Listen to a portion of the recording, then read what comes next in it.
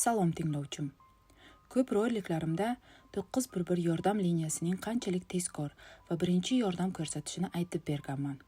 Biroq bugungi voqeam aynan 911 yordam liniyasining kichkinagina qo'pol xatosi katta fojiaga olib kelganini aytib bermoqchiman.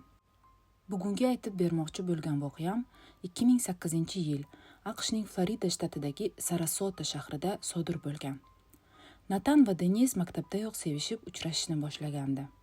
Deniz uyatchan, og'ir, bosiq qiz bo'lsa, Natan sport bilan shug'ullanadigan xushchaqchaq yigit edi. Maktabni tugatgan yillariyoq Natan Denizga oila qurishni taklif qilib, unga yurak shaklidagi uzuk sovg'a qildi. Deniz roziligini aytdi va maktabni bitirib, ikki sevishgan juftlik oila qurishdi. 2008-yilga kelib, Deniz 21 yoshida ikki o'g'ilning onasi edi. 2008-yil 17-yanvar kuni kunduzi 11lar atrofida Natan ishdan turib Denizga telefon qildi. Ular biroz gaplashishdi. Deniz unga ovqat qilishini va undan so'ng bolalar bilan ko'chada sayr qilishini aytdi. 15:00larda Natan ishdan chiqib Denizga telefon qildi, biroq Denizning telefoni javob bermasdi. O'sha ondayoq sport mashg'ulotlariga borishi kerak bo'lgan Natan mashinasida uyiga qarab yo'l oldi. Uyiga kelganda ikki bola yig'lab o'tirar, Deniz esa hech qayerda yo'q edi. Natan darhol 911 yordam liniyasiga telefon qildi.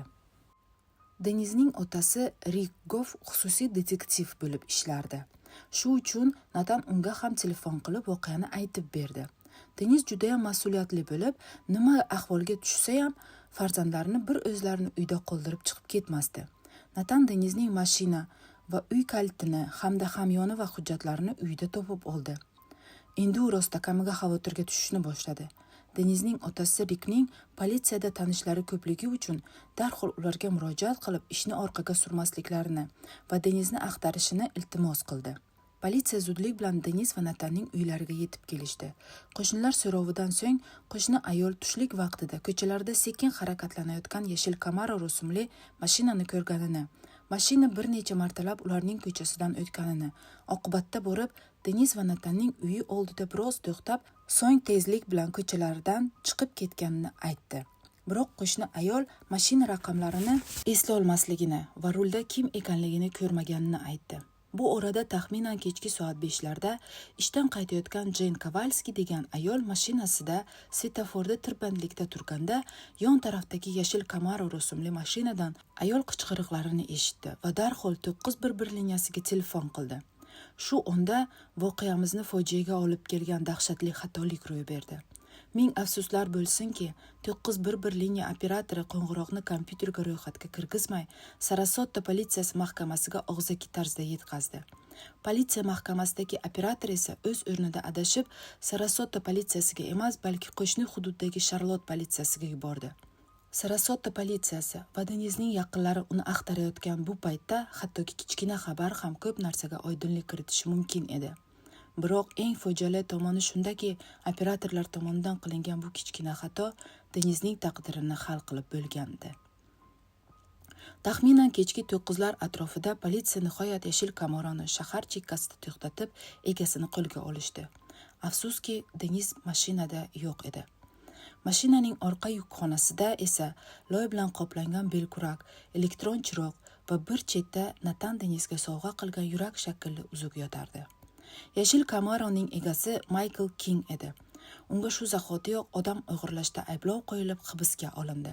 Politsiya mahkamasida o'tkazilgan uzoq so'rovdan so'ng Michael King hammasiga iqror bo'ldi va murdani qayerga ko'mganini karta orqali ko'rsatdi. Politsiya ko'rsatilgan joydan chuqurligi uncha katta bo'lmagan qabr topishdi. 2008-yil 17-yanvar kuni ertalab Michael King ataylab kimnidir zo'rlashni reja qilgan. U tasodifan Denizni uyini tanlagan. Ungacha ular tanish ham bo'lmagan. Taxminan tushlik soat 2larda Deniz bolalarini uxlatib uy ishlari bilan ovora bo'lib yurganda, Michael eshikni taqillatgan. Deniz eshikni ochishi bilan u qurolini ko'rsatib tahdid qilgan. Uni mashinasiga o'tirg'izib, noma'lum tarafga olib ketgan. Med ekspertlarning xulosasiga ko'ra, Deniz kechki 7-8lar atrofida boshining orqa qismiga o'q tegishi tufayli halok bo'lganini, o'limi oldidan esa bir necha marotaba beshafqat zo'rlanganini aytdi. Deniz qisqa vaqt ichida boshidan kechirgan bunday azoblardan keyin Maykl uni tirik qoldirmasligini anglagan va dalil sifatida mashina yukxonasida usugini qoldirgan.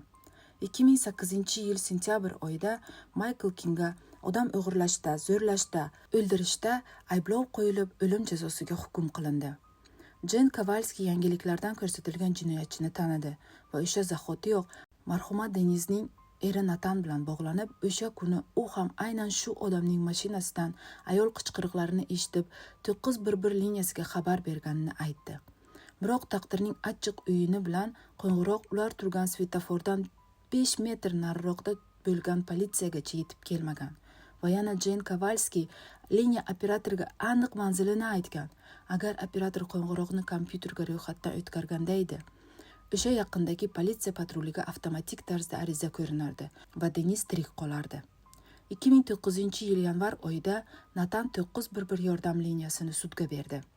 2012-yil sud barcha dalil isbotlarni ko'rib chiqib, Natanga 1,250,000 AQSh dollari hajmida moddiy kompensatsiya to'lab berdi. Natanning o'zi esa operatorlarni o'qitish kompaniyasini ochdi va Deniz Emberli qonunni yaratishga asos soldi. Qonunga muvofiq, har bir yangi operator faqatgina 232 soat chuqurlashtirilgan tayyorlov kurslaridan so'nggina ishlashga haqqi bor.